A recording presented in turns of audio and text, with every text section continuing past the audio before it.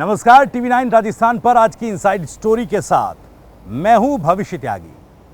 राजस्थान की सियासत में कांग्रेस और बीजेपी दोनों ही राजनीतिक दलों में हलचल की सुगबुगाहट फिर से तेज हो गई है।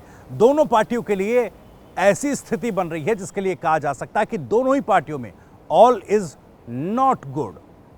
भले ही कांग्रेस अपनी सरकार के, गहलोत सरकार के तमाम योजनाओं को आगे रखकर मजबूती के साथ चुनाव लड़ने की बात कह रही हो, तो दूसरी तरफ गहलोत सरकार की नाकामियों को गिनाकर लगातार बीजेपी भले गहलोत सरकार को टारगेट कर रही हो, लेकिन दोनों ही पार्टियों के बीच चल रही कश्मकश कहीं ना कहीं दोनों पार्टियों के लिए बड़ी चुनौती बनती दिखाई दे रही है। एक एक करके बताएंगे कैसे दोनों पार्टियों के बीच ये कश्मकश चल रही है, किन किन वजहों से और किन किन बातों से इसका जिक्र अब और तेज होने लगा है और ये चीजें और ज्यादा सतह पर आने लगी हैं।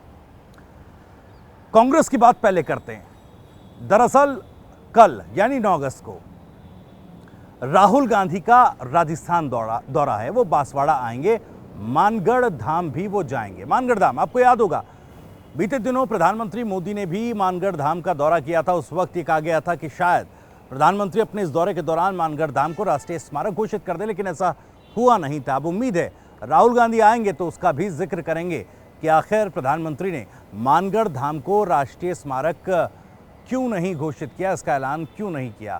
लेकिन राहुल गांधी के दौरे से पहले सीएम अशोक गहलोत की एक बात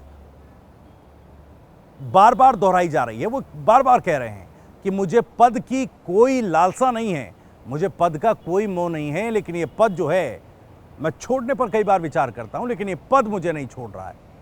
अब एक बार नहीं बल्कि 2 बार मुख्यमंत्री अशोक गहलोत ये बात कह चुके हैं। इसके साथ वो ये भी कहते नजर आते हैं कि जो भी पार्टी हाईकमान फैसला लेगा उन्हें मंजूर होगा।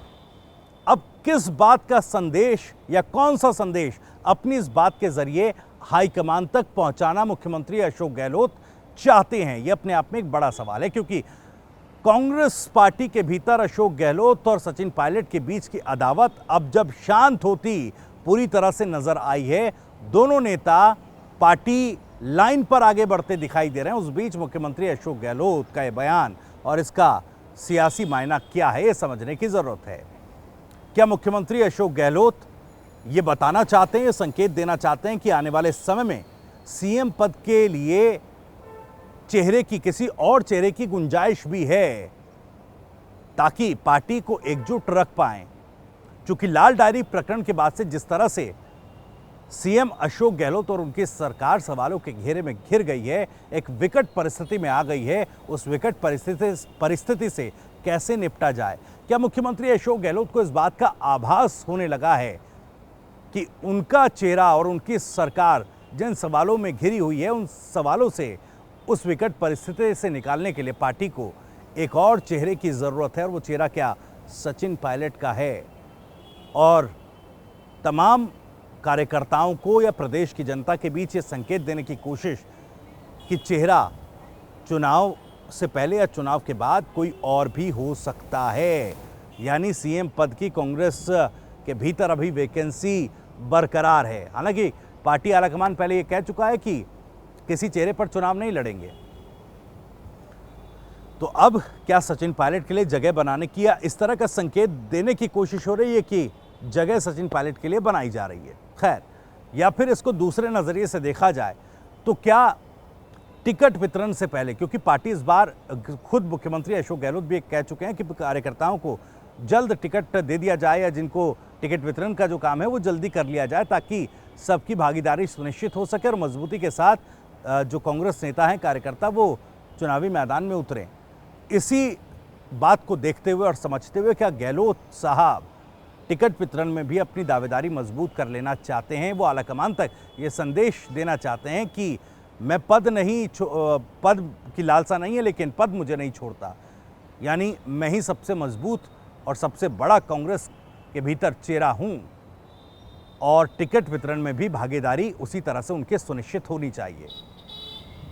या फिर इस लिहाज से क्या वो इस तरह की भी स्थिति उत्पन्न करना चाहते हैं? 25 सितंबर आपको याद होगा 2022, जिस तरीके से एक बगावत की शुरुआत हुई उसके बाद सचिन पायलट ने जिस तरह का बगावती रुख अख्तियार किया, क्या उसी तरह की चिंगारी को, कि टिकट वितरण का समय नजदीक आ रहा है और उसी तरह की चिंगारी को हवा दे दी जाए, तो कहीं ना कहीं परिस्थिति गहलोत साहब के फेवर में बने, उनके लिए मुफीद बने और टिकट वितरण में उनका पलड़ा भारी हो।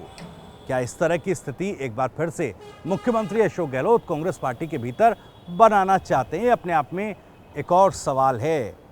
अगर ऐसा है तो फिर कांग्रेस पार्टी के भीतर जिस अदावत को अब शांत माना जा रहा था, उसका एक नया अध्याय या नया पन्ना खुलने जा रहा है क्या? खैर, आने वाला वक्त बताएगा। कांग्रेस या यूं कहें मुख्यमंत्री अशोक गहलोत के इस बयान के मायने क्या है जो वो बार बार दोहराते नजर आ रहे हैं। मगर बीजेपी की अगर बात की जाए तो बीजेपी में भी जो कलह है, जो अंदरूनी खींचतान है, वो भले अब तक सतह पर नजर ना आई हो, लेकिन अब सतह पर नजर आती दिखाई दे रही है। आपको याद होगा, हाल ही में बीजेपी ने बड़े व्यापक पैमाने पर सीएम आवास का, सचिवालय का घेराव कार्यक्रम रखा था, जिसमें बीजेपी के कार्यकर्ताओं पर, नेताओं पर लाठीचार्ज होने की भी बात सामने आई। पुलिस को वाटर कैनन का इस्तेमाल करना पड़ा। उस बड़े प्रदर्शन से भी एक बीजेपी की कद्दावर नेता, पूर्व सीएम वसुंधरा राजे नदारद दिखी। फिर से उनकी गैरमौजूदगी पर सवाल उठने लगे कि क्या पार्टी उनको साथ लेकर नहीं चल रही है, या फिर जिस तरह की रणनीति आलाकमान बना रहा है वसुंधरा, उससे इतर जाकर अपनी राजनीति कर रही हैं।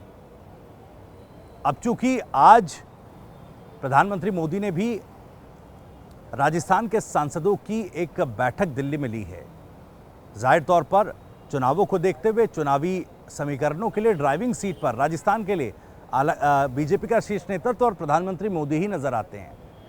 तो ऐसे में क्या थोड़ी विश्वास की कमी बीजेपी के शीर्ष नेतृत्व और वसुंधरा राजे के बीच भी नजर आ रही है? क्योंकि देवी सिंह भाटी जो बीजेपी से निष्कासित भले हैं, वसुंधरा के काफी करीबी नेता वो माने जाते हैं। वो बार बार वसुंधरा राजे के लिए सियासी बैटिंग करते नजर आ रहे हैं। एक बार फिर से उन्होंने कहा कि अगर बीजेपी ने राजस्थान के लिए कमान वसुंधरा राजे को नहीं सौंपी तो फिर वो तीसरा मोर्चा बनाएंगे। तीसरे मोर्चे बनाने का आह्वान उन्होंने कर दिया, यानी कि वो ये बात स्पष्ट कहते नजर आ रहे हैं कि वसुंधरा राजे को कमान सौंपी जाए, उनको चेहरा आने वाले चुनावों के लिए बनाया जाए। लेकिन पार्टी अभी इस तरह या इस समीकरण पर कोई विचार नहीं कर रही है। तो क्या एक बार फिर से बीजेपी में भी वो आने वाले समय में जो आपसी खींचतान है और ज़्यादा सतह पर आती हुई दिखेगी? तो दोनों पार्टी के लिए जो कश्मकश की स्थिति बनी हुई है वो कैसे क्लियर होगी, आने वाले समय में तय होगा। खैर, अगर आपको ये जानकारियाँ पसंद आई हों, ये वीडियो पसंद आया तो वीडियो को लाइक करें, शेयर करें। आप भी कुछ कहना चाहते हैं इस पूरे मामले पर, चाहे राजस्थान कांग्रेस या राजस्थान बीजेपी की बात हो, दोनों पार्टियों के समीकरणों पर आप अपनी बात रखना चाहते हैं तो कमेंट बॉक्स आपके लिए खुला है। राजस्थान से जुड़ी और भी तमाम खबरों को सबसे पहले जानने के लिए आप सब्सक्राइब जरूर कर लीजिए। TV9 राजस्थान। नमस्कार।